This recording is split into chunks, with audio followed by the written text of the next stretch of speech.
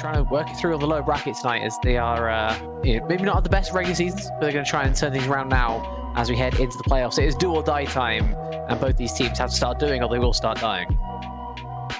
Yeah, you obviously are not in the spot you probably thought to find yourself in, but it's the cards that you were dealt, and now you got to make do with the hand. It's the Sorby Penguins versus Obsidian Legion. Two teams that went, and for Sorby, that was a 4-4 season, split it even, and for Obsidian Legion, I believe the standing says 3-4. I believe that's up to date, but here's the thing. Obviously, you don't want to start in the lower bracket. You don't have a second life, everything like that. This is do or die, like you said. And that means that you have to do a lot of research and really prepare for this match, because you're not only just in for this match, you are in for a grueling bracket. I know that these teams are getting ready to go, getting ready to draft, but it's going to be really tough to kind of fight through this. I think that obviously it's a long bracket, and it takes a lot of resilience to kind of fight through this. It's going to be a whole lot to be properly dealing with.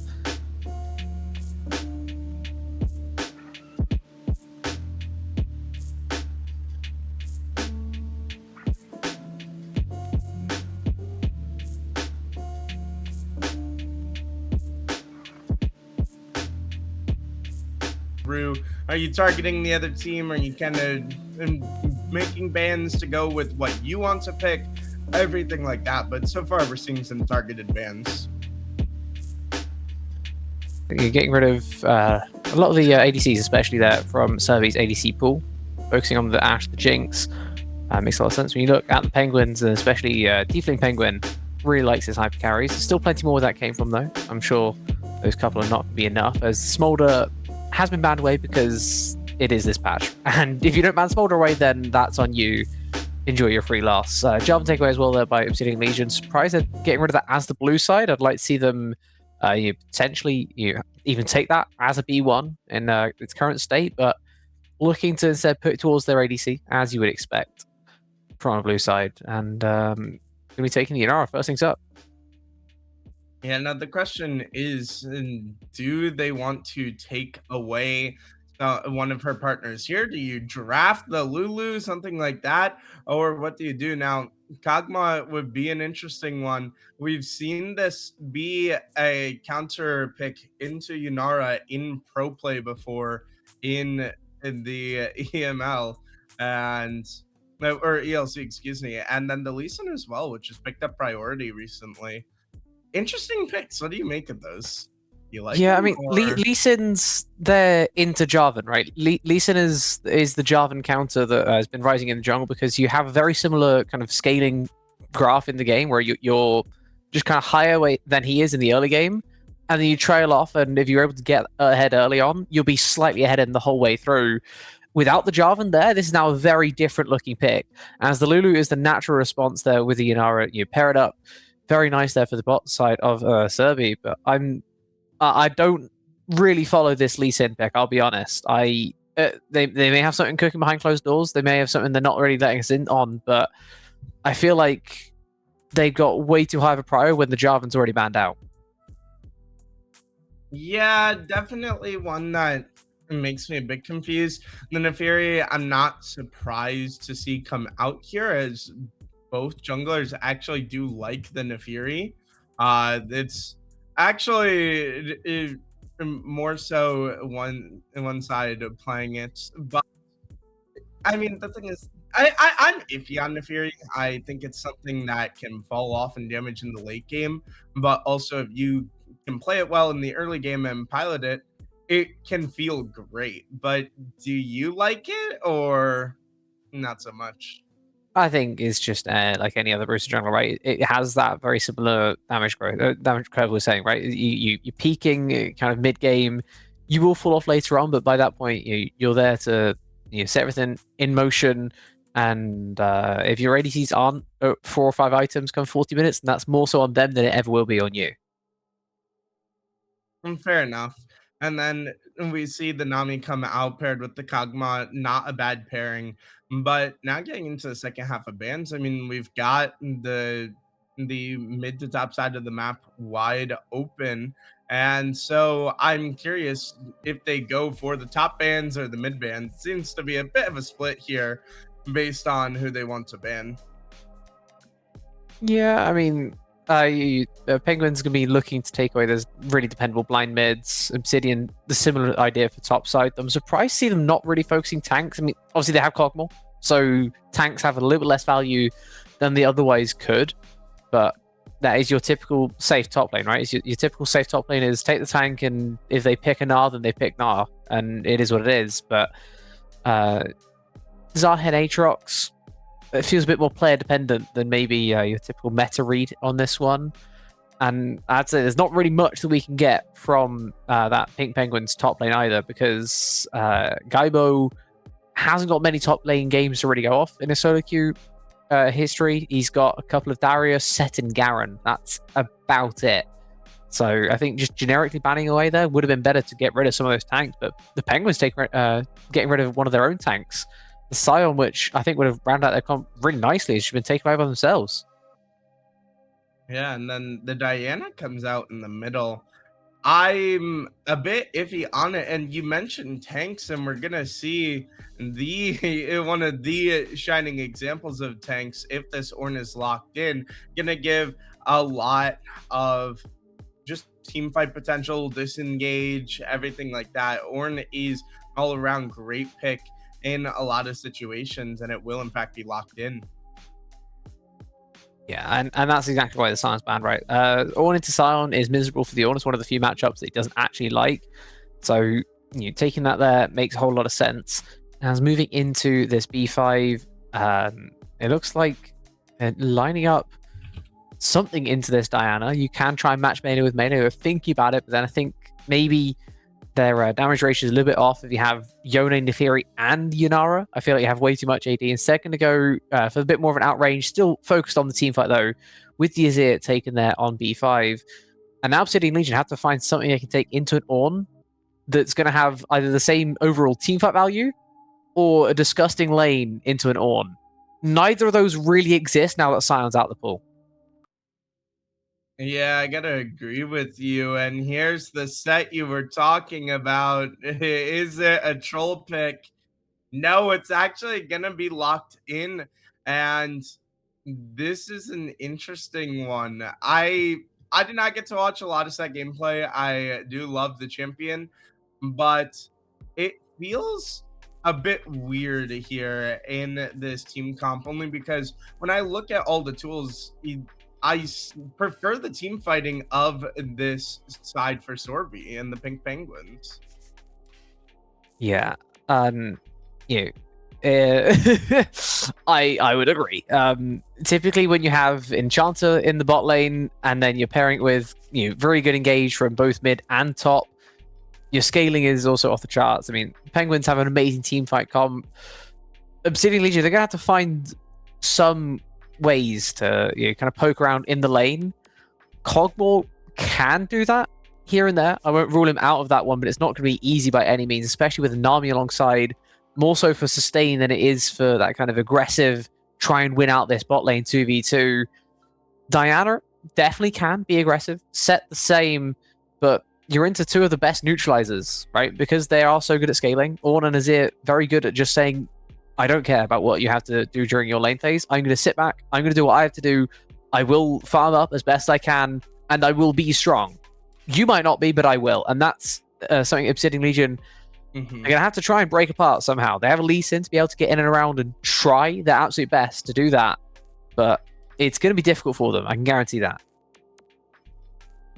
Yeah, and I just agree with that. And I think that if they can get the quick kill onto the Azir, it can definitely be good. And obviously, Diana and Set can be a pressure heavy front line.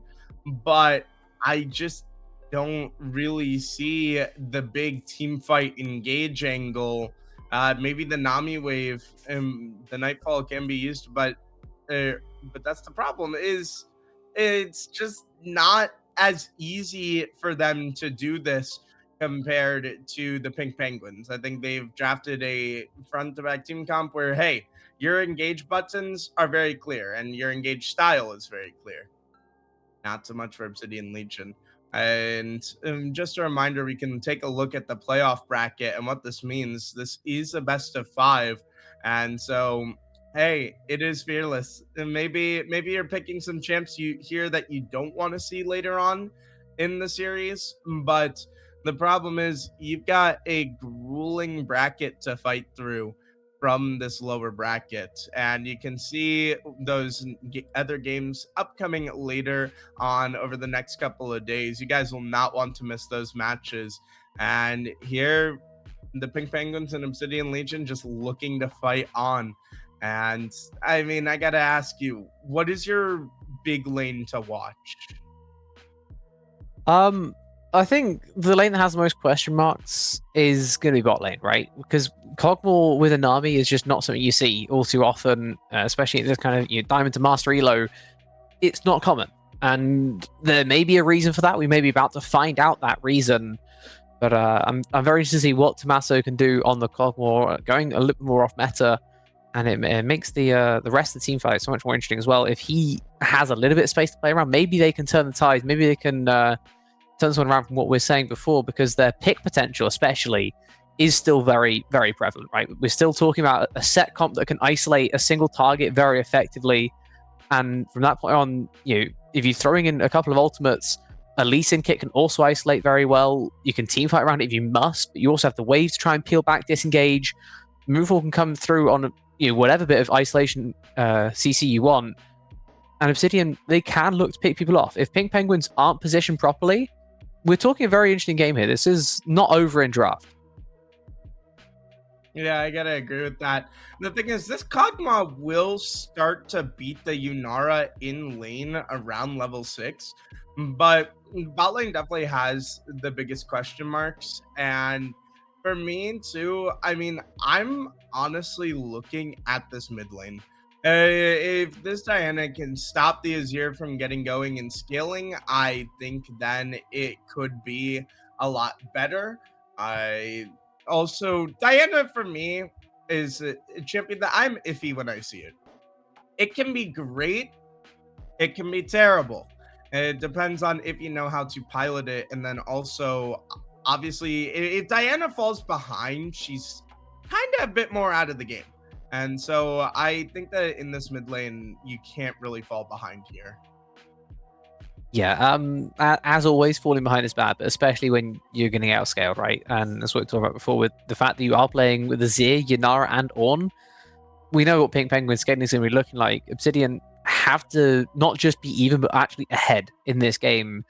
If we're talking kind of 5k gold lead at 25 minutes, then I think overall the game state's probably about even. That's kind of how far ahead Obsidian need to be looking to get. And they also going to need some Drakes under the belt if we're going to be confident in their ability to close this one out. They should have that bot push, as we're saying. Nami, Cogmore will eventually start winning things out. It's going to be more sustained focus than go kill focus, but that's absolutely fine. It'll still get the pro in the lane for those Drakes, and it'll pose some very interesting questions here of the Penguins jungler as well. See, what can you do on the Nefiri? Are you going to go save your bot lane? Are you going to try and make something happen on the melee mid? Are you going to try and fight a set top? I mean, good luck on that gank if you want to. The one thing you really can't do on a Nefiri is just power farm compared to some of the other junglers where you can kind of get away with it. Even on the Bruiser side, Zinzao right now in his current state, happy to just power farm. Taking Nefiri, you're kind of forced into making some plays on the map somewhere. We'll have to see where he chooses as we get into game 1. Yeah, and ladies and gentlemen, welcome to the playoffs. These two teams have fought their way through the regular season and barely got in the door here. Came in limping, but they're looking to lick their wounds and start the lower bracket run. But that fate is only reserved for one of these teams. It's the best of 5 to decide who moves on and who goes home. It's the Pink Penguins versus the Obsidian Legion. Game 1 is underway. Now that is some introduction. I don't think I could even possibly begin to match up with that one. But we can talk about some of the minutiae before we really get into things, right? Of course, the lanes have started, but there won't really be much happening all too soon. What's very important, though, is to point out what's happening in topside. First of all, Set's doing some Set things, being annoying, standing in front of the wave. But look at those summoners up in the top lane. This is not an Ignite Set that's looking for kills. It's a Ghost Set that's looking for kills here. GC Kaibo going a little bit out there, and Hamel, in response, going with an exhaust to just try and mitigate the worst of the trades when they come through.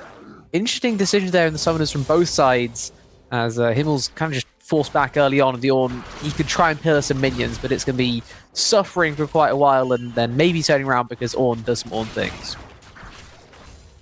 Yeah, and the thing is, in Gaibo, I think also has a lot of pressure on his shoulders here, because no matter what happens with the Ornn, whether you're ahead, you're behind, or you're splitting even, you have impact in the team fights and you are valuable. Same cannot be said for the Set. Gaibo needs to go big here. I think this, honestly, the bot lane's definitely interesting, but this one comes down to this mid and top lane for me, and making sure that they are not only not falling behind, but maybe getting a bit of a lead to really stay even with these hyperscaling champions. And the other thing I do want to point out too, I mean, you brought up the Nefiri. It's the one pick I really have question marks about from this Pink Penguins draft. It feels a bit out of place. Obviously, it can follow up on the Ornhorn. The Wild Growth can help her out as she sends her dogs in. But my thing is, like you said, I mean, these are kind of champions you don't really have an easy time ganking, as we see what Wuppus can do with the movement. But for Spleth, he's going to have to figure this out, because if you're not ganking, you're not really helpful. Here's going to be a gank early, and Wuppus just got out of position. But the Scuttle Crab going to be the 6th man on the Rift for the side of Obsidian Legion, and will get him out of there. But they may still look to over-aggress in this river. The back was gotten off, and was there for the coverage. That is one of the names of all time. We're going to have a lot of fun during this series talking about the guy currently playing as the Lee Sin, as we are going to exchange Ghost for Exhaust in the top lane. This, why they've not bothered going for TP, especially with Himmel on the Ornn. You suspect you're going to get some weird stuff happening, so we're getting weird stuff happening in bot as well. Yeah, and this is exactly how you expect the lane to go if you know this matchup. It looks good for the Yunara. It is not. The Kog'Maw, I cannot fully tell you why, but Kog'Maw is just better than Yunara in lane. And it sounds shocking, but Kog'Maw just wins. And so if you don't know this matchup, this is a very awkward matchup. And I think right there, Tiefling just... I don't want to say didn't know the matchup, but maybe overestimating himself a little bit. There was a bit of a level difference, and then obviously Andrea just landing the bubble was such a big boost for that fight. Yeah, and that's Tiefling Penguin also using Flash in the exchange, right? This is double Flash used now from the Pink Penguins bot lane, and all they got in return was a barrier and a death. First blood going over to the Kog'Maw. The ability to kind of shred those resists, really paying dividends this time round. And Thomas happy to just take that kill he was offered in the bot side. Drake spawning now down there. We expect Obsidian to be looking towards bot a little more than maybe they are, because they're looking to gank top instead. Flash Facebreaker in, and Hunmel's just going to flash away. Can he escape? Oh, he will be taken down. Had to burn the flash though. And so did Gaibo. And so it does work out at the end. And right now, it's exactly what you want to see from Obsidian Legion. You mentioned they need to get ahead here. And so far through the early game, they're looking pretty good at it. But the Drake stacking you were talking about, I mean, with that gank in the top side, that's the problem. Is you're likely giving up that bottom side Drake. But do you think that's worth it, getting that early kill? I don't hate it. I would probably like to see the Drake stacking a little bit more, but you may be able to fight afterwards anyway, and if you can clear out some players on the back of this one, maybe even just try and get a solo kill in mid, Suko is going to turn it around into a solo kill of his own. Woopas very much so overestimating his own damage and underestimating the sustain and durability of refillable potions there for Suko, as we're just flying back on top as well. You know what? Just fight. Just fight. Yeah, and Gaibo perfectly showing off the set skills. You can completely buffer the Ornhorn with the Showstopper, and that is what he did. And this top lane now, it's 0-2 for Himmel. And, I mean, it's an Ornn, but set can be scary if he gets ahead, as those top lane fights are not going to be going great for you. And Lee Sin, obviously an interesting pick, as like we said, it's recently ramped up in momentum. I'd ask what you make of this pick, but first these teams are going to be fighting. Bubble going to go wide, and Tiefling, he using the ability to just get out of there. But do you like seeing the Lee Sin in this matchup? I mean, I know you talked about maybe a bit high priority, but what does he have to do to really make sure it's actually good here? Besides getting keep fighting. Just keep fighting. You are strong at this phase of the game, and you won't be later on. Similar to a lot of the rest of your team, right? You have a lot of early peekers. The Diana is going to be strong right now. The fact that she got killed in that solo against Suko really is going to hamper Woopas's game. If you can get the Diana back into things, then you'll be doing your job. If you can counter this gank on top side, then you'll be doing your job. Maybe Gaibo's just stepped way too far forward by himself. That's not something you can really protect there as the Lee Sin. You've got to try and keep scaling your own advantage. You were able to get that kill early on for the top side. You dropped the Drake for it. We can debate whether that was maybe the correct play or not, but you have to still try and snowball this game for yourself to get that gold lead back in your favor. We talked before about the fact you need to kind of be 5k up at the 20-25 minute mark, and getting ganked like that in top side is not going to help out that cause at all. Definitely gotta agree with you there. Now they will look to go for the Void Grubs, but I think there's a little bit of awareness for this a Void Grub fight brewing here. But Wuppas is gonna be behind. They want to go for those Void Grubs. It's not gonna be stolen away. Now Sput is in a lot of danger. He's gotta use the invincible as the Nami wave goes wide, but the Moonfall gonna come out, and Wuppas is just opting to go all in onto the support, but he's all alone. Teammates aren't here. Ornhorn gonna be called in, trying to get back to get his mid laner out of there, but he's not going to. Gaibo next up in danger. Gotta use the W. Will get him. Showstopper gets one. Looking for two.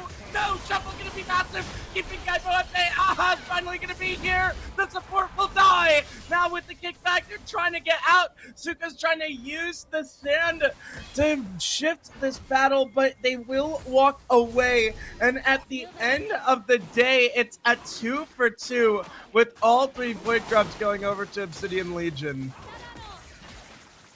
Just take a fight. Why not, right? It's not like we scale into the rest of the game. Let's just fight until the death and see what happens. Say the Penguins, it works out okay. They get a kill onto their Hubris now, and the Fury. They get a little bit more gold onto their Azir, and they're just going to also look to punish on bot side because Thomas is way too far advanced. Even Penguin to try and escape does have the dash courtesy of his ultimate to be able to run out of that one. Nice punish there on the bot side. And that's probably the best play out of all of it for the Penguins. The reset and then straight into the bot play. Nice punish on the Diana. I think that Woopas was looking for a bit too much. The fight afterwards, maybe a bit too much in the other direction, but Obsidian not going to be the most angry with how that turned out. They still get the grubs, but they need to start building an advantage properly through somewhere. And all these overstays that we're seeing so far, top has overstayed, bot now overstaying as well. It's just going to cost you time that you don't have this game. Yeah, and I mean, like right now in a normal game, you'd say, hey, it's looking pretty good for Obsidian Legion, but you're just on a death timer. And when you're on a death timer, every action you have to examine under a microscope. Was this really worth it? Was the 1 kill worth it? It was the Void Grubs worth it? Everything like that, and you can see now the Nefiri is going to be coming in on the flank. Overgrowth going to be used. Tomaso in a lot of danger now, looking to pick up the kill. He's going to be Polymorph flashing forward under the tower, and the Nami Wave is going to come out, and it will find the kill, but it's going to be traded in return. Suko's down here. Andrea's on the wrong side of history, and he's going to be shifted to the hungry Wolves. And right now, the Penguins are feeling good after that double kill in the bot side. Yeah, a massive play, just baiting around as long as possible. They sort of overbaited in some regard. They were, you make it very obvious, we're trying to make a play down here. But when you're the guys that are that low, it's kind of obvious that you're making something happen. It still works anyways. Himmel getting dove on the top side, tries to get out of that RKO, but he cannot avoid the showstopper. Just stuff happening everywhere, but it's another gank on top while the Drake spawn. Obsidian Legion, you guys need to be playing towards these Drakes, and Splet's done a great job of punishing when the jungler's on the wrong side of the rift, but all this pressure, you're getting some kills on an Ornn top lane, he doesn't care. You're getting a couple of plates to the set, okay, that could be useful, but you're dropping Drakes, and it's just not the way to win this game. You have to win fast. And an early soul is a win com that you're just not, you're choosing to not play around. Yeah, and now we see a fight in the blue side jungle. And may have a little bit of an advantage, but now the Nefiri ultimate going to be used. Himmel's here, Gaiba's also here, going to be dancing around using the face smash, the face breaker to try to pull him. W flash goes wide though. Gaiba and Aha have overstepped, and this dog is hungry, looking for all the food it can eat, and it chows down on a man. Gaiba going to be going back to the fountain, and Obsidian Legion are just not getting that big lead that they need. Oh, no. Especially when Weapons is in trouble, but my goodness! Perfect use of the Diana dashes as he dashes out of that one. Zuko thought he had the angle. Absolutely not. Tiefling in trouble next. He's going to be backed away from the turret. Aha, trying to defend the top side, but is it going to be solo killed under the tower? No. Flash used. Exhaust not enough as the turret did its work. And Andrea dropped on the bottom side. On the bottom side, the overgrowth going to be used. ADC for support right now. Tomasu on the wrong side of history, looking to claim the turret. Gets it, barrier out. Flip coming in, polymorph, and that should be the end of Kog'Maw, as he will go into the passive, but it's just not enough. Gets an explosion out, but my goodness, blood spilling across the rift. And you said these teams needed to fight, and that's what they're doing. I said one of these teams needed to fight. Obsidian Legion, they're dragging down Sorby into a place they don't need to be. They're just taking fights right now when they have the scaling comp. I could not even try to explain it. Getting dove under your bot tier 1 feels bad, but sometimes you just got to give up the wave to make sure you don't give up anything extra. Tommaso doing a really good job of trying to press his advantage that he has right now on the Kog'Maw. GC Kaibo he does not care about your extra damage. He's just flying in, trying to isolate Zuko, maybe a little bit too aggressive in his own right. I feel like right now, we're just fighting on both sides, and there's no rhyme or reason to Sorby's fight. They're just taking it and seeing if it works.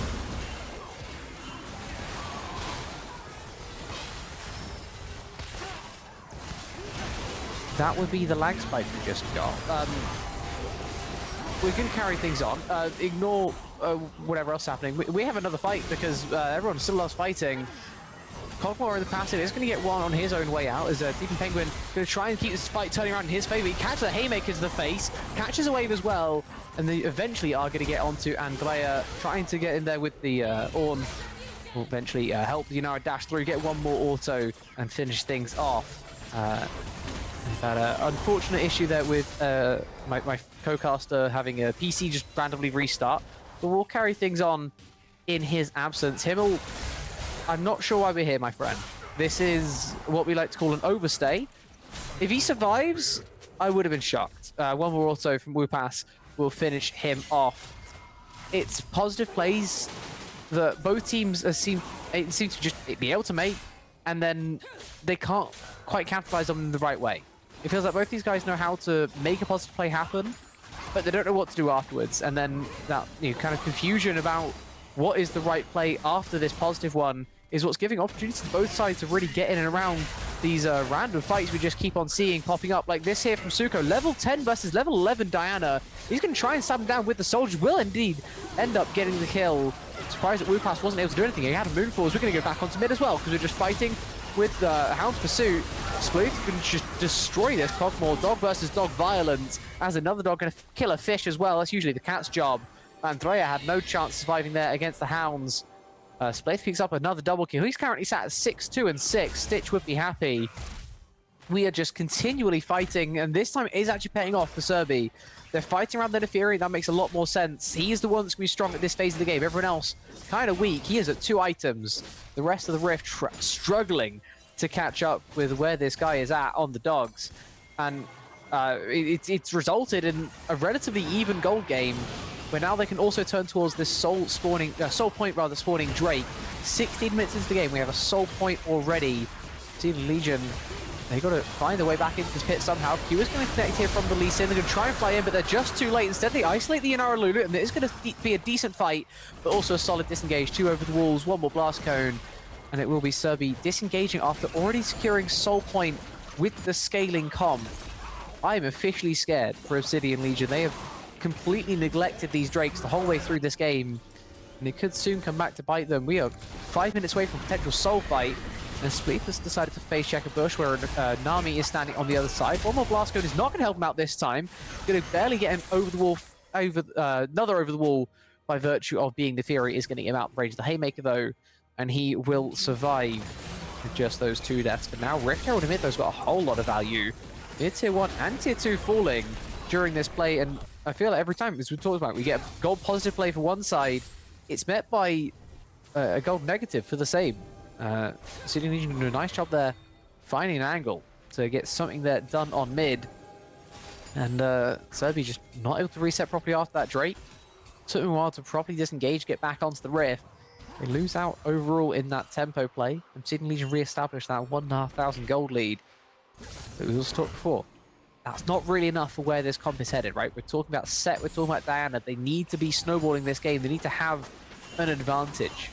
Playing this at even against Azir or Yanara does not sound like fun at all. WuPass can try and scale his own advantage with a play such as this. Suko says, no thank you. I am an Emperor. You are divided. We will see you guys next time. He's just out of there. WuPass, no chance for the engager after that. We'll still get playing the Prio in the bot side. 3 minutes now until the soul is spawning. They should be able to grab control. This is the phase of the game where they should be strongest. Their 2 item spikes are huge. They just seem to be struggling to really get control of the map right now. And Serbi happy to just kind of hang on to where they are. Play it on their side of the Rift. They know that the longer this game stalls out, the better it is for them. They've already claimed those 3 Jakes to really stall things out. They can even make plays on the side lane if Kaibo is way too far forward. Going to be able to use Facebreaker to avoid the worst of the Forge God, but he's still 1 versus 3 at the end of the day, and Spleef can just say no thank you when you try and deal damage. He's going to be able to escape very nicely. Another kill given over there from an overstay on a side lane. Obsidian Legion, their gold lead is once again non-existent. Yeah, and I mean, you said 5k gold lead. Yes, they've got a gold lead, but I think they forgot the other part of your directions about the Drakes. It's just not where they need to be, especially considering the team comp. It's not like this is even a bad game out of them, but WuPass is going to have a bad time here in the spot lane as down goes. And it's just, in a normal, this is what I feel bad for. In a normal League of Legends match, this isn't a terrible game. In this one, it is. And it's simply because of the difference in the draft comps, as we will see a gank onto the top side. Himmel will be caught walking in the deep, dark woods, and he's in a lot of trouble just trying to buy as much time as he can, as the mid lane will fall in response. And it's overstays on both sides. What we keep talking about is one team makes a positive play, the other team finds another one because of a mistake that happens across the Rift. Serbi, they get that pick in the bot lane. They have a chance to push through mid and bot. They decide to also try and push on top. Very nice collapse there from Obsidian to punish it. But playing on all 3 lanes there is just a bit too much. Now it's an overstay on top side. It's Stephen Penguin. He's going to try and walk outside of his turret range into 3 players effectively by himself. Can we just group up and take either a normal team fight or just play sides normally? Why are we so randomly aggressive and then passive at different times? I don't get this. I do not understand what's happening. Spleether's going to have to try his own luck 1 versus 3, but he's in a theory, so he's going to have a better chance than the others. There's going to be a move as well onto the back line. Nice push away there by Suka, but he's still going to take the worst of it, as Dlimnik as well has been deleted on the Lulu. Spleeth forced into a retreat once more, and this was just not a positive. This was not a possible play. Your Ornn is still dead in base. Your Yonara is not there. At best, it's a 3 versus 4. And surprisingly, the 3v4 doesn't work. Yeah, and now you're seeing what happens when a dog escapes the house. This looks like me and my family. Our puppy likes to run out of the house, and then we gotta go chase her around the neighborhood for an hour. And the dog eventually does get away, but this is just, I mean, the later this game goes, the more problems for Obsidian Legion there will be.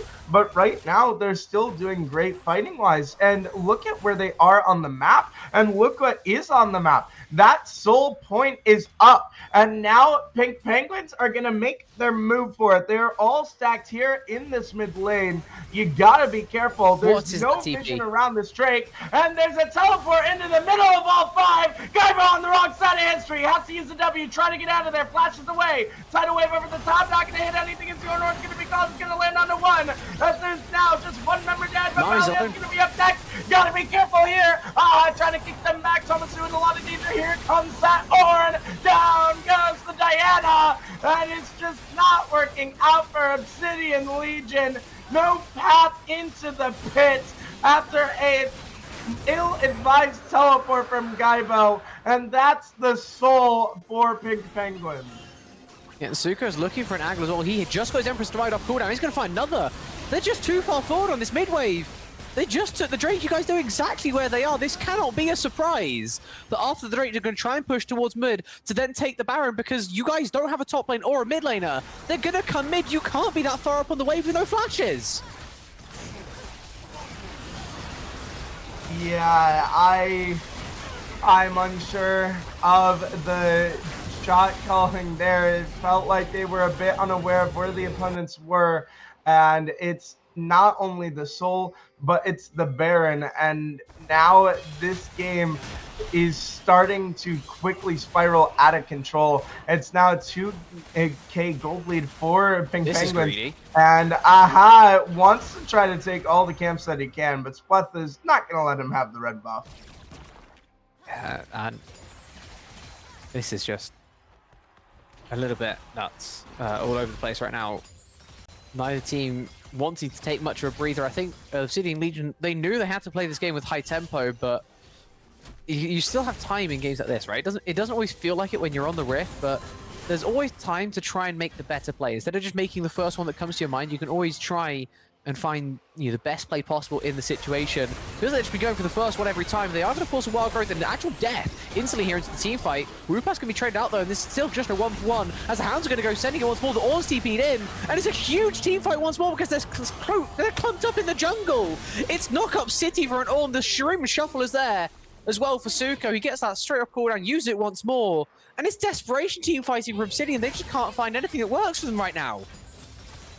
And it looked like maybe for a moment Obsidian Legion found a slight edge, but then they stuck around for too long. The Azir Ornn combo in the confined space works out perfectly, and the Penguins are just absolutely crushing this one now. They're pushing in on the top and mid waves, as Gaibo will eventually back them down, but not before this turret takes some punishment. Yeah, I mean, I'm surprised in some regards that Serbi aren't looking to press this a little bit more because of just the tempo they tried to play this game with. I like the fact they're actually backing off for once. They realize they still have a minute left of this Baron. There's no rush. We can get some vision down in the top side here in the in-between times. They're doing a nice job on the Lulu while no one else is on the Rift. Getting a little bit of deep vision. This isn't Elder vision. This is just setting up for the bot side play that you're looking to make with the rest of this Baron. You've already done good damage to the base. Haven't broken it just yet. Still tier 3's intact. But you can look to push towards the bot side here. And there's going to be very minimal resistance because, I mean, look at where Obsidian Legion are. They're still up here on the top side. There's 3 players on the top side of the map, 4 of you include the Dana who's on the top lane, they're not even shifting down towards the bot lane at all, and it's just a freebie on this tier 2. You're trying to send your set all alone to clear out this wave, and he's going to get dove if you're not careful. Yeah, and now Aha's gonna be here. Yeah, and even with them here, there's just no angle. Nami Wave gonna be used, trying to back them down. Showstopper gonna be used. It's gonna land on a Tiefling. Ornhorn's gonna be called. It's maybe their last opportunity as the set W not gonna do enough. Hibbo's just too big. That Orn is going big, and he's gonna go home with a win here in game 1. As the resurrection comes through, Aha will get out, but the GA burn. Gaibo has to back off, but Aha wants to go in, gets a kill on the Tiefling. Will he get out of there? Flash use. Himmel cannot get him. Himmel still trying for something, and somehow Aha turns that play into a 1-for-0, and Zuko died elsewhere on the map. Do you know how that worked? I am unsure. Because the Neferi was pushing top lane instead of playing with their team. They went out of base, took Wolves, Gromp, pushed out top, instead of grouping up as 4 with the Azir on the split push through mid. Zuko also very much so overextended, pushing up through past the inhibitor turret into the inhib to try and claim a little bit of extra push for his team. Very greedy there from Zuko as well. He gets punished on top of everything else, but that was Serbi playing as 3 on the bot lane and just taking a 3 versus 3. Obsidian Legion, they didn't want to rotate anyone extra in because they still need to have people in the side lanes to catch what's happening eventually in top. But to just take that as a straight up fight as a 3v3 is crazy from this position from Serbi. This is still a peak in Obsidian Legion's comp, right? They're hitting their 3 to 4 item spikes on Tommaso, 3 item spikes for Dana, 3 items going into that fight for the Lee Sin. OL is still strong. You may be ahead in this game as Serbi, but you're not like in an unassailable gold lead. You're not so far ahead you can't lose. To just take a fight 3v3 is crazy.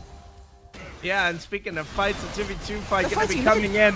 And in the mid, the fight's going to be breaking out. Then Moonfall not going to be enough. All of them get melted in the mid lane. Aha and Gaibo left all alone as it's the jungle and top versus top and mid. And it's just not going in your favor. Gaibo gets one back, but it feels like it's only some compensation. Little bit of charity as the base is crumbling to smithereens. Gaibo not even going to be able to get out of here.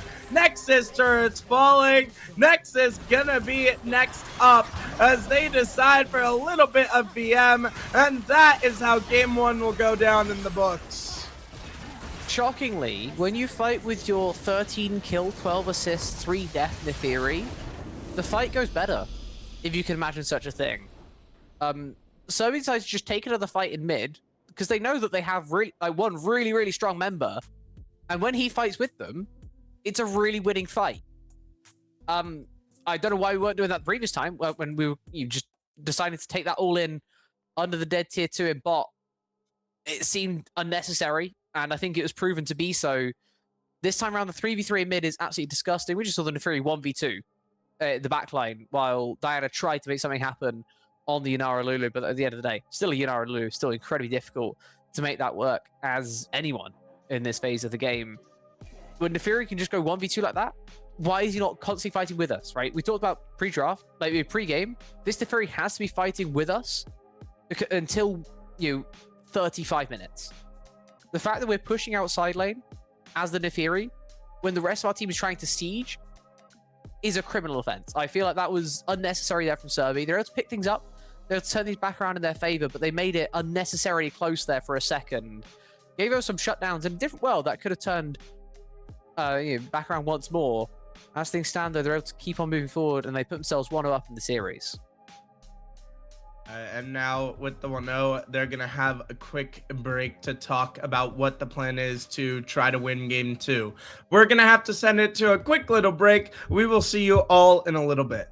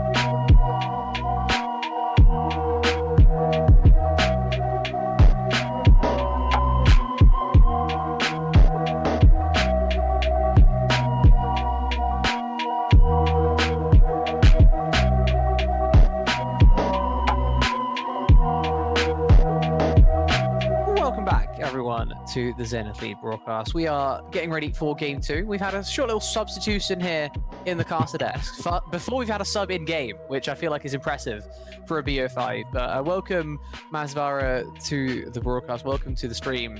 And let's get ready for Game number 2. Yeah, it's going to be very curious to see where this will go from here.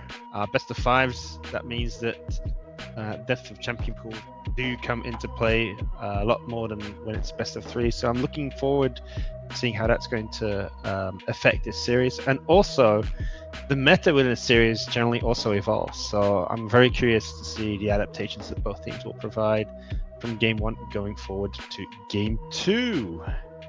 Meanwhile, go ahead. I'm just saying, I don't think we've had many adjustments so far. Pink Penguins, they have changed one of their bans. They did have Ash instead of Blitzcrank in Game 1. That's about it so far. Good adjustments. Yeah, well, it's just small ones left, right, and center that we have to look at. And my guess would be is if you drop one of those bans, it generally means that you want to first pick it. And there we go. We do see the first pick. Because that frees up a ban later down the road. You don't have to worry about it anymore. It's played. It finds itself onto the ban list, so to speak, thanks to these fearless rules. And now the question will be, what will Obsidian Legion answer this with?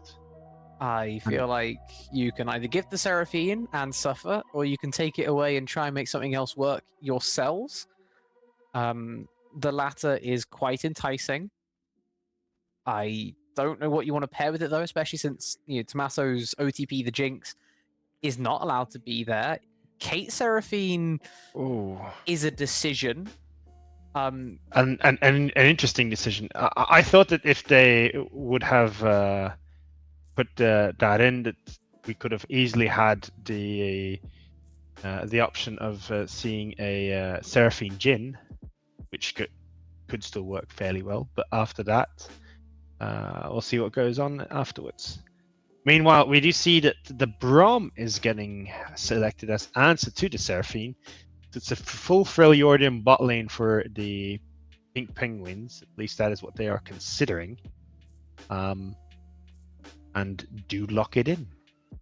Yeah, I think pairing Ash with Braum was like the thing you did in kind of 2024. Still very effective, right? If you get one single auto attack, the other 3 are pretty simple to land the rest of your concussive blows. And then pairing up as well with Aatrox in the top side makes things very interesting for the rest of the Pink Penguins. Don't necessarily know if I'd just stamina Aatrox on 3 like that myself, but hey, to each their own. And now you also have Braum into Seraphine, which is very nice for blocking the ultimate as well. Yeah, but technically, you should always consider the Aatrox can always be flexed into the jungle. Let's not forget that. So we are expecting it to be top, but who knows? Maybe the Penguins have decided to do some special stuff and prepared something special just for this series and are ready to unleash it. So I do like the R3 Syndra and then protect banning it. So make it throwing out a ban or maybe even 2 bans just to make sure that there are no bad matchups. It's one of the things I very much like. We'll see here. Interesting enough, no junglers selected within the first 6 picks. That's not something you see that often anymore. It really isn't. I feel like if the focus is bot lane or if it's the solo lanes, you get some jungle in there, right? In how things look right now, but choosing to go away from that for both sides, as it is double mid ban to protect that Syndra as you were talking about before, I think completely valid there. Similar idea for the Penguins. I was surprised that they're banning out as many tanks as they are. I feel like Aatrox is one of those that is kind of fine with tanks, right? He's like the original I'm a bruiser, screw your tank. Yes, but I mean, I understand the Malphite ban very much. The Scion one is a bit more of a surprise one because the Malphite ban, you can just stack armor real easy considering that the considering Malphite you already have. So yeah. It's Malphite, right? It's what he's going to do, especially if you show him the Aatrox that early on. It's painful to be playing into, but as I say, the Scion ban, a little bit confounding, as we're going to send it straight into R4 Hecarim here for Obsidian Legion. I'm not going to lie, I don't like the Hecarim here. I feel like with all the slows and potential CC, I don't feel that the Hecarim really has its place, especially considering that it's more often than not it's the lethality build that comes through. I'm not sure I like that. I don't think that it was the play here. Meanwhile, we do get to see the answer to the Syndra being the Mel, and Amundo is being considered, which then begs the question, who is going to end up being your top laner? Will it be Mundo or will it be Aatrox? Because you can swap those two around. Technically, I still think that Mundo is better off in the top lane. In the jungle than in the top lane. But... what if we just said screw flexing? What if we just pick Mumu instead? Right, okay. Last game the team fight was really good. Last game the team fight worked really well for us. Let's just focus on that. Amumu, the stun bot, is here to stay. Bandage toss forward, curse the Sad Mummy in, and you're stunned. Congratulations. We'll see what happens afterwards. But Pink Penguins now have a very solid start to the fight. The follow-up should be pretty solid as well, right? With Mel to help in, Ash is going to be firing around as long as they have that effective range. As long as the Caitlyn's stunned, I think they're going to be pretty happy with things. Particularly, you can try and play things a bit more on the periphery, right? They're looking a lot more pick focused. The Urgot and the Syndra for those solo lanes. Hecarim to run around the map as fast as possible. Caitlyn just kind of push out mid whenever it's possible. Obsidian Legion mid game right now is looking quite scary for the Penguins to really be moving anywhere beyond their kind of tier 2 turrets come mid game. Yeah, the other thing I really like is the Urgot into the Aatrox. It's kind of like it's a skill matchup in the top lane. Very volatile one though. If one of the two sides really gets the lead, then they can really bully the other. But I really like the idea here, and answering that Aatrox, because it's one of the things where Aatrox is a very particular champion, and it's not that fun to lane into. That being said, if I look at both teams have their strong points and their weak points.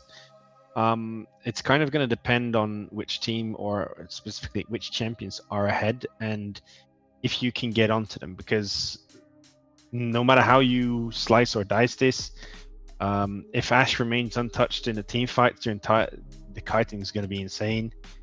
So basically you have to commit that Hecarim straight to the Ash, try and get her to the back end, but there's enough peel that should technically make this a very, very hard proposition. It will basically come down to execution of both teams. Ro, unless you have anything else to add, I'd suggest we throw it over to mini break before we get into game.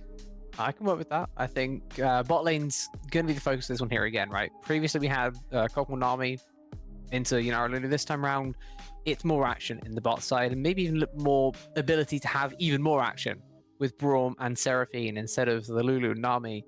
Let's see if that does come through to fruition, or if we will take maybe a little more of the chill side as we head into that kind of mid to late game. But we'll have to see what happens as we get ready to go on through for game 2. We'll take a short break now, and we'll be back when game 2 is ready.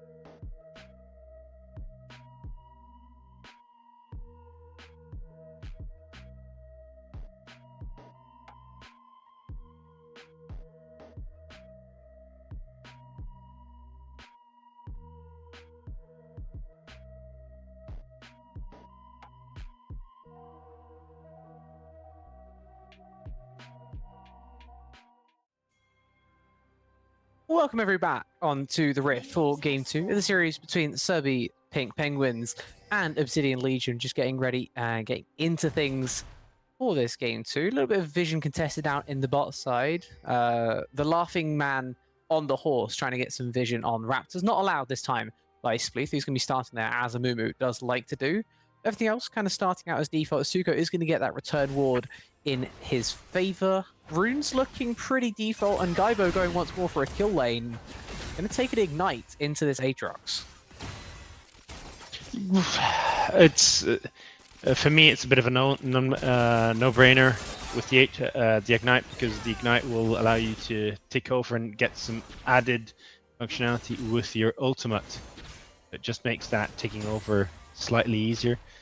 I very much like the way they've set this up, and some early trading on him in the top lane. Yeah, I mean, Himmel down already half HP, getting absolutely chunked by what Gaibo is doing. I'm getting an echo through Discord. Yannick, I'm gonna need you to do some stuff, my guy. I cannot think. Thank you, my friend. Anyways, we're able to continue this one here going. That's the thing that's affecting us in the cast and no one else. So we're going to move on from that and have a look down at this bot lane, which is affecting everyone and especially affecting Penguin and Telbic. Typical with melee against the range support, having to concede early on, still trying to trade back as best they can with the Ash volley, but it's not going great so far into the Seraphine. Yeah, and in all fairness, that is to be expected, I think.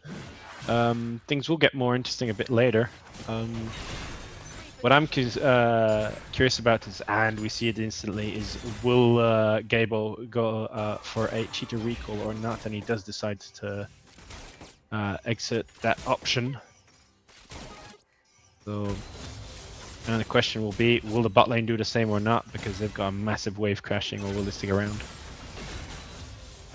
You want to stick around as much as you can in the early game, right? And to be fair, they haven't actually lost all too much of their HP, especially with level 3 coming through now for the bot side as well.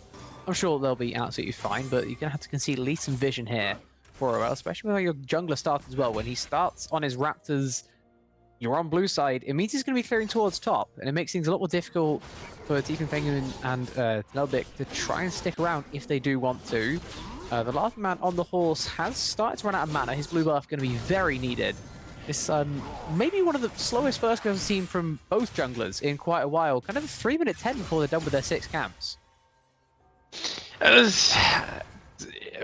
For Hecarim, it's a bit surprising. For the other side, it's not How that is he much. here? He went through This the is lane. a lane gank and a half. He's just found an Urgot, randomly walking into the wrong part of town. Flash away is going to be a decent dash there. Q3 as well from the Aatrox. Going to get first blood. And Spleef is even going to survive the turret shot, flashing away from that one. Laughing Man on horse has made his way down to the bottom. We're going to keep going with that for the rest of the series. It's going to be Laughing Man with whatever champion he's going with, because I refuse to just say that name. It's also got solo kill mid. Congratulations, Suko. I don't know how you managed to get that. Wupas kind of continuing his trend of not really having much fun in these games. The first game Diner into Azir wasn't able to get much done at all. This time round, solo killed by Amel, and no one has fun when Amel's in the game, right? The team with the Mel hates it because Amel gets all the kills, and when you're playing against Mel, well, you're playing against Mel, so that's also not fun. Masuka now has a kill, so at least he's having fun, as the last man on the horse is looking to steal away a couple of camps as well. Yeah, but Speed should be noticing it here, and this should be interesting. Got the smite down, got the big Krug, and he at least can try and run him away as well. The Ghost, not really all too useful when there's concussive blows stacked up to where it was, but at least he got Raptors and Krugs. This is bad for Spleef now, right? Because he took so long in that lane gank, also then getting the crab afterwards. He has had to give up quite a lot on the bot side, and he's just realized how much he gave up. Wupas, a nice ward timer as well to see if Spleef was coming there from the bot side. Considers just taking a reset because he knows how cooked this kind of start the jungle is now. This second clear has been pretty bad for him, even though he does end up getting that kill to somewhat neutralize it. I'm gonna have to say it's still kind of worth it for the Hecarim. That's jungle roll in a nutshell. Give over your life for 2 enemy camps, and you still have all 4 of yours to claim, 100% to go for it. Yeah, now the thing that the Hecarim absolutely has to do here is try and impact that top lane, because Himmel got that lead, and Urgot Aatrox is a very, very volatile lane. So, and Gable is doing excellent in trading back, but I'm not sure how long he's going to be able to keep up with that, because the items will be coming through for the Aatrox fairly soon. Yeah, well, what if we just try and do it right now? What if Himmel tries to push this wave in, looks for a base in the furthest forward bush, and Kyber says, I do not care about your wave. I care about the death of this world ender. Speaking of which, he doesn't even have his ultimate either. He is just caught out here on the wrong side of town. He will eventually go down. Unless he has a crazy Q3, the Ignite is going to finally tick away. Surely he falls down and just about on the final tick. The anti-heal probably mattering the most out of all that. The passive healing from Doran's shield may have been enough if that was not there. Does allow a window of opportunity onto the bot lane though. He's going to try and heal to run away here from Andre. Nice flash from the Banished Toss, but that is a sacrifice of a Seraphine if ever I saw one. Free kill over to the Tiefling Penguin. Happy to take that in exchange. Also get the Caitlyn flash as well. Means that the Ashe lane is now in a much better place, even if the Aatrox is suffering somewhat. And most importantly, that kill went onto the Ashe. That means that that little gold lead that Caitlyn was building up will be negated, and the way that they've literally marched that wave into the turret, I thought that a dive could have happened there. I think that they're a bit fortunate not to see that dive come through, and that Thomas could have been in a much worse position. I think maybe the only thing you're thinking about is the fact that Mumu doesn't have 6 yet. I feel like if the Mumu has that ult, then absolutely go full send. Caitlyn has barrier, not cleanse. She's going to be stuck there, but it's the fact that your Braum is still level 5, your Ashe is still level 5, your Mumu is still level 5. If any of them have their ultimate, maybe you can look for it. 2 of them, then absolutely, let's press the buttons, let's get going. None of them, a little bit dangerous, I think. It's not that I don't agree with it not being dangerous, but I feel like this would have maybe work anyway. They could have made it work. That being said, Seraphine recognizes that she's got a roam timer, so decided to roam up, but not much to be done there. And big surprise so far, despite all the action, nothing happening towards the neutral objectives. Yeah, a massive turnaround from what we saw in game 1, where it was a humongous focus on these Drakes from Servi. Even though they weren't having the best of times in terms of getting bot push, they were still having such a laser focus on these Drakes. They got the soul by 22 minutes. This time around, kind of letting it go by the wayside, even though they've had opportunity to make the plays happen on bot side. What if we just killed them on bot and then look towards Drake? We're going to get the flash there out of Andrea on the Seraphine. And well, last time it was a sacrificial Seraphine. This time is the ADC that is going to be set up as an offering to the gods. And I'm sure the Penguins are happy to pick up yet another. Going to be Team Penguin picking up the second kill. Both these times, it's just punishing positional play that is not correct for Obsidian, and the Pink Penguins love punishing positional play. Yeah, but surprisingly enough, we're not taking the objective here. I cannot believe you would not react to that at all. Penguins love punishing positional play. I mean, come on. You have no reaction to that? No, that's crazy. Not at this current timing. I'm more focused on the fact that their objectives aren't scrolling. He's logged in. I think Spleeth was just looking for a blue buff.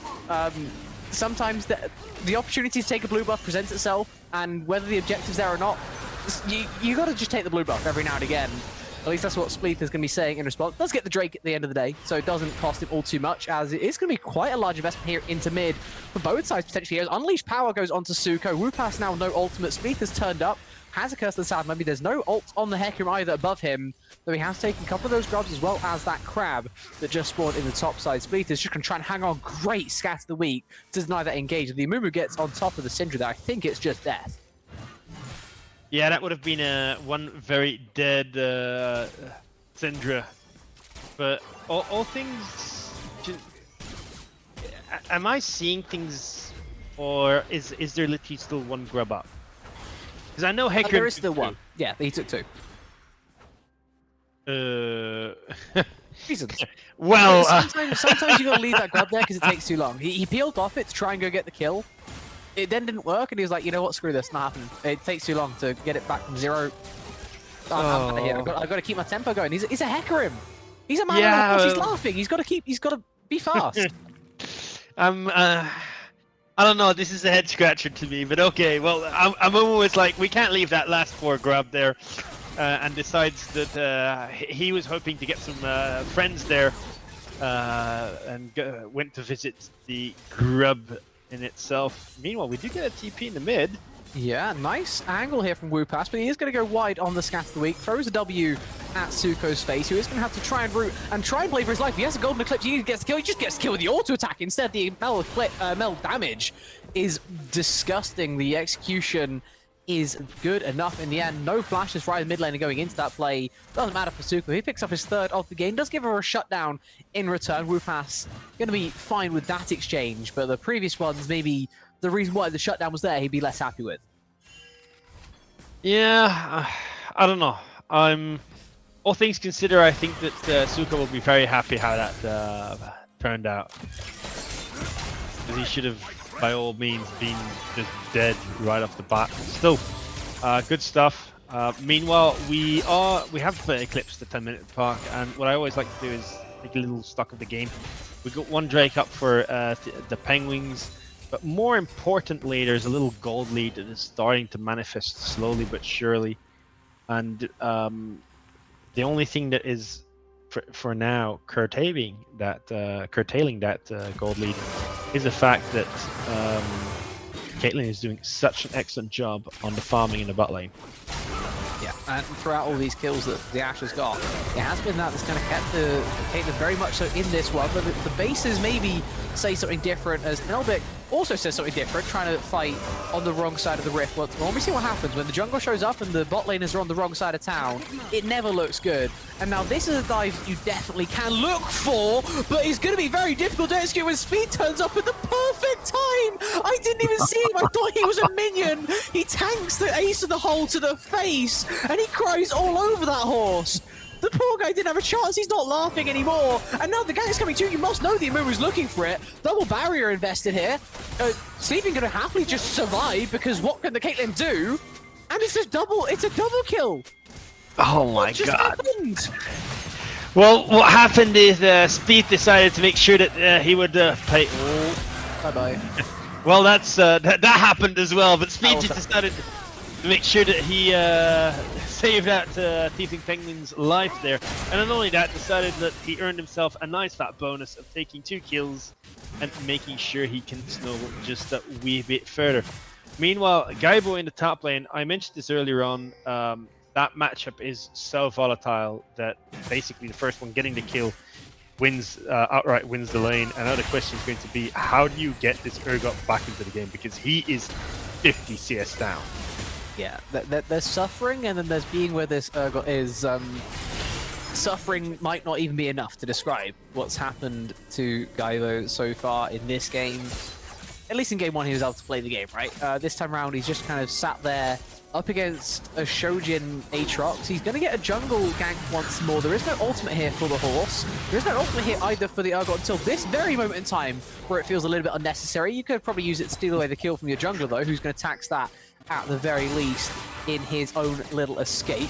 Back down to bot we go though. This turret incredibly low, baiting everyone forward. Tommaso really wants to make the play work, but the wind spike is going to slow him down. The concussive blows, the glacial fish, everything means that he has no chance of moving. And if ever you were going to take cleanse as a Caitlyn, I feel like it probably could have been this game. You're not up against a Leona, but you're as good as up against a Leona. You got a Mumu on the other side, you got Ashe on the other side, and the Braum is just the cherry on top.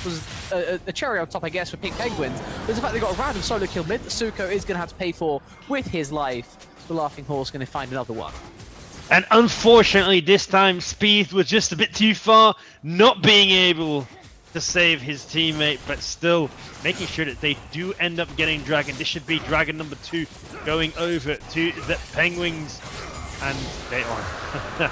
They're even going to take long. It's not useful, it's fine. Don't worry about it. No. Any smite. Add blue buff to go take.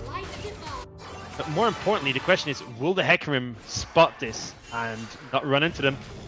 Did Humble just TP, like, there? You see, he has his TP shot. Oh! Hecarim died. I got distracted by the Humble TP because he is, like... He just kind of TP'd up to the top lane, right next to the Seraphine, with a massive shield, and then the horse died in his jungle. I guess he didn't expect the instant invade after the Drake and then into bot dive because Tommaso was also alone. I feel like when the Seraphine is spotted on top, all of these things are very, very possible. Yeah, it kind of feels like the Obsidian League is currently forgetting that vision, be it control or denial, has consequences. Oh. Should we just try and make another play top work? Because I feel like that has kind of worked in previous times. See if it goes this time. Himmel used his well earlier on. It doesn't have it for this play. He's just going to try and take the 1v2 anyway, as that is also a kill on mid that I believe we just got to see in the kill feed. Rupas not even having to use his flashback, just straight up, no ult from either side, just killed the Mel, who also flashed in the exchange. Andrea walks from mid into top, does have Seraphine to run a little bit faster, but this 1v3 is kind of Aatrox favored at this point. I'm kind of scared. The arrow's going to go slightly wide. The Team Penguin has turned up to turn it around for a 1v3 into just a winning play overall for the Pink Penguins. And Andrea, he tried to make it work, but Spieth is going to steal his kill the turret in the meantime, and Pink Penguin's going to turn around yet another play in their favor. The map is disintegrating right now, and we saw something similar happen in game 1, where it felt like plays were just being made all over the place all the time because they could. This time it's favoring one team a lot more than the other. Yeah, but, and this is the important part, and also the hard part, is when you fall behind, or in the event that you fall behind, you need to make sure that you talk about where and to which lanes are you going to allocate your resources.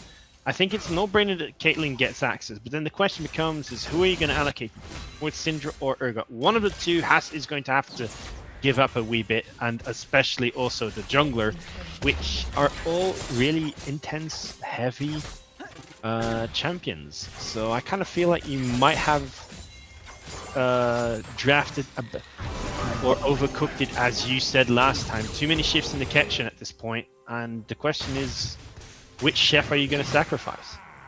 It feels like they're having to sacrifice a lot more than just one at this point, right? Because this is exactly, you're right, in looking at this draft, it's the Urgot has to be strong, otherwise it doesn't exist as a champion. The Syndra has to be able to 1v1 in the side lane, otherwise what is the point?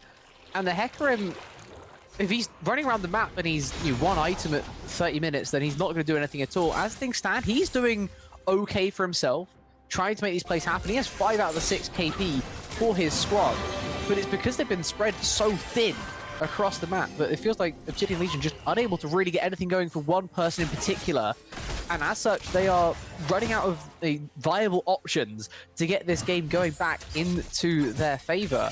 Himmel is destroying this top matchup right now after this is meant to be on paper quite an even matchup. It's just not, because he got the early kill courtesy of jungle involvement, and then he's been able to snowball his lead very well since then. It's very difficult to gank an Aatrox when he has World Ender. You can gank him just afterwards, but you also already lost your top laner. So it's mopping up things right now for this Hecarim instead of making the plays for himself. And revealing himself on the map as well makes your mid lane a little bit more vulnerable. A face tanking there of the Encore instead of a door to the face rather, is still going to work out very well for the Pink Penguins. Flash forward there from Tiefling is some style points, and Thelbic with some beautiful tanking as well, making sure Ash stays at nice full HP instead of getting low after tanking all those turret shots. That's have to be careful where this Hawk is running to, because he's just popped Ghost, and that is a very dead Braum. I mean, you have friends in mid lane. That's more like it. Stand beside your friends. Don't run away from them. They're there for you. Let's even slow down the horse, see if you can get onto him. One more auto may be able to get it done, but just way too fast with the Ghost as well. Yeah, and this right now for the Hecarim has to feel absolutely horrendous. Is your lanes are kind of collapsing. You have been doing a fairly good job of CSing and running around and making sure you get the resources. But then the couple of times where you're expecting to pick up a kill, unfortunately, they very narrowly just get out, which right now is starting.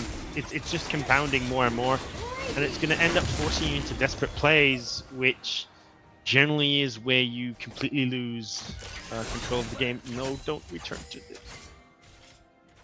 Please, laughing horse. Please go back. We But have the Drake just died. That means there's my blue buff, says Speed, and we want my blue buff. We want the Caitlyn that's walking around the wrong side of the pit. That was just destined to fail, I feel, as it's going to be a golden eclipse to take out Wu Pass as well. I feel like we've established that the Drake falls down, Pink Penguins take blue buff. Like, this is just part of the flow of the game right now. Himmel has also decided that the 7th minion in the wave is going to be the jungler instead of the jungler having a 7th camp in the top lane. The roles have been flipped around. The blue buff of red side is not red side's anymore. It's just another camp after a Drake. And to keep on fighting it as vehemently as Obsidian Legion are, it feels like it's just a death sentence right now. They're going to try and turn things around, of course, with another play here onto Himmel in the top side, but he's close enough to his turret to just be kind of safe. Flash forward on the Urgot, going to get the slow at the very least. Ignite down as well, does have a fear beyond death eventually when Aatrox gets lowered up, and if that's not a when, it's an if, and it's not happened at all. Himmel, beautiful outplay in the 1v2, and now he's sending that horse running for the hills. Yeah, I mean, as soon as Aatrox kind of goes low and presses that and gets that return kill, I think you went a bit too far. I understand the play. You got to try and make something happen because your team right now it's just not working out as it should be, and it's falling behind very far. Oh, but hello. And Spieth is just absolutely he's dictating the pace of this game, in my opinion. Everywhere he goes, either people are dying or he's picking up on stuff. He's still very close CS-wise, making sure that he is impacting the lanes and the fights as much as possible. So he's really putting on a clinic, and that last-minute decision of changing. You were watching that base? You just stopped talking because you were watching that base? Yes, I was. I was like, you gotta be kidding. I can see it. I don't have to see you. I can just see that you were like, you just paused in mid-thought because you're like, wait, what the hell is this? What's just happened here? Why is the Caitlyn trying to base 3 times in a row next to an Ashe with 3 items? I don't know. I can't help but have the impression that there might be a certain... Yoink over, hold on, we're going to cut you off there because Speed has just peeled off a barrel with 4k HP to try and kill the enemy jungler. I guess, fair enough, you can try and blast code back into the pit, but not when the Mega Blast Code sends you that far away. The Chemtech Rift trolling the Amumu. The Baron's going to get a full reset off here, but the arrow is going to stop the reset from Obsidian Legion, forced to run away with a whole lot of fear in his own eyes. No fears applied because of the direction of that ultimate. Straight back to the Baron, going to be the Pink Penguins. Yeah, I don't know where I've got my personal feeling is that Obsidian Legion might be experiencing some soft tilts during this game, and it might just be in their best interest that this game ends as soon as possible so they can reset and go on to the next one, because I don't think that they're in the headspace right now to do these things. Otherwise, I can't really explain what they are currently attempting to do on the Rift. Meanwhile, we see Speed coming around yet again. Turns out that Caitlyn dies very quickly, if you can imagine that. Seraphine doesn't have much chance either. Drea's going to try and run away. Winter's Bite. Blasco going to send him flying straight back. No chance of escape. And it's just an 8th kill here for Speed. Does have to use his flash to make that whole play work, but I don't think he cares at this point in time. 8k gold lead established. Going to keep that snowball building. Keep it rolling down towards the mid lane at tier 3. Wu Pass now starting to get poked out under his tier 3 turret at 24 minutes. And the Laughing Horse is trying to take some croaks. Well, at least he's still trying to get some gold in. The odds be damned, hoping that there's some point where he can just outscale, but at this point it feels like it's all but done. I think that everybody's up a considerable amount of gold, and this should be a deliverance shortly. Okay, what about a Hail Mary where this horse ends up flanking from the Raptor pit. Gets an insane flank, but the wallets are just too large. You can't even make that play work. Then no play is going to work at all. Speed doesn't even care how low he is, because he's just going to go full send into the backline at 300 HP. The Q forwards is the cherry on top, and it is 4 flashes used, 5 players dead, courtesy of the Pink Penguins. The 6-pack TP from Suko tells you everything that you need to know. This one is done, it is dusted, and it's a 13k gold diff, and, well, at least the game ended, I guess, for Obsidian Legion. They could reset potentially headed into game 3, but, I mean, what kind of mental reset can you even have? Head into a game 3 this early on in the series, it has not even been close. And we have the Amumu hyping himself up in Twitch chat. That's not fair. I see you. Yeah, we see you, brother. But still, I gotta say, that flank at the end, I was really impressed by it. That was a really good one. Probably the best thing that they found all game. The only sad thing is the flank is occurring when you have 25% less gold than your opponent has. At which point, it was a good attempt, but there's nothing much you can do. The game had gone on too long. It was done and dusted, and it just puts the nails into the coffin. So, props to the laughing horse running around, still trying to make something happen. But let's be fair, Spleeth had an absolute barn burn of a performance, and he should be... just because he's there to respond. Don't do that. Well, technically he did. He did. Look, I'm gonna give props where it's due. He went to the top lane, made sure that basically the Aatrox won the lane with that gank, gave over camps, ended up potentially at that point you can get shut down because you've given up so much XP for that. Yet is able to fortunately catch the horse, I'd say, on the way out. And then after that, he was just like, kept his head down, just kept working, making sure that he was there every time the team needed him, and just linked up beautiful with all the lanes. So that was an absolute all-round beautiful performance from Spleeth. Well, Masterclass versus Disaster Class, I think, may sum up game 2. If we were to put it into a couple of words there, as Pink Penguins run riot over the Rift. We'll see if they're able to continue that theme headed into game 3, or if maybe it's going to turn around just a little bit. I'm sure the Obsidian Legion will love to stop the bleeding at some point. If they don't, they're out. As simple as that. They've got to win 3 in a row now. We're going to take a little bit of a longer break right now to see if they can clear their own heads and work their way back into this series. It's going to require a reverse sweep to stay alive in the Zenith League for Obsidian Legion. Otherwise, it will be progression for the Pink Penguins. We'll be back when we're ready for game 3.